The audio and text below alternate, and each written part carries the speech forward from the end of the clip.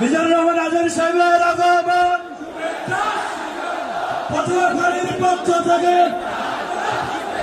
ফাউন্ডেশনের পক্ষ থেকে পরিষদের পক্ষ থেকে আজকে আমরা যে টপিকটা নিয়ে আলোচনা করব সেটা হচ্ছে আমরা যে জীবনে বিপদে পড়ি, আমরা বিপদে পড়লে আমাদেরকে উদ্ধার করে কে? আল্লাহ ছাড়া আমাদের বাঁচানোর কেউ আছে?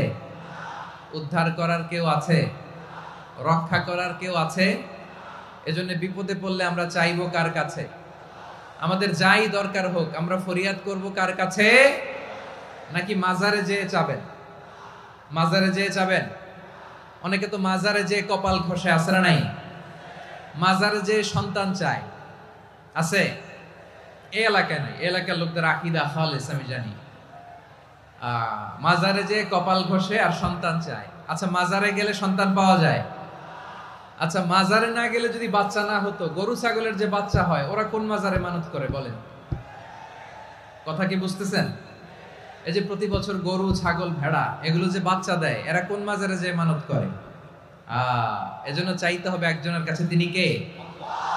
আমার প্রিয় পটুয়াখালীবাসী, মাজার জিয়ারত করা সুন্নাহ। আমরা মাজার জিয়ারত করব, আল্লাহ ওয়ালাদের কবরে যাব, আমরা সেখানে যে সালাম দিব, দোয়া করব, নিজের জন্য করব, কবরে শুয়ে থাকা মাইয়েতের জন্য করব, পুরো মুসলিম উম্মার জন্য করব। কিন্তু কবরে যিনি শুয়ে আছে ওই বাবার কাছে সন্তান চাওয়া যাবে? চাকরি চাওয়া যাবে? সফলতা চাওয়া যাবে? সফলতা দেয় কে? সবাই বলেন নাই, আওয়াজ করে বলেন, সফলতা দেওয়ার মালিক কে? এক কথাই রব্বুল আলামিন বলেন, ওয়া ইয়ামসাসকাল্লাহু বিদুররিন ফালা কাশিফা লাহু ইল্লা হু ওয়া ইয়ুরিদকা বিখাইরিন ফালা রাদ্দা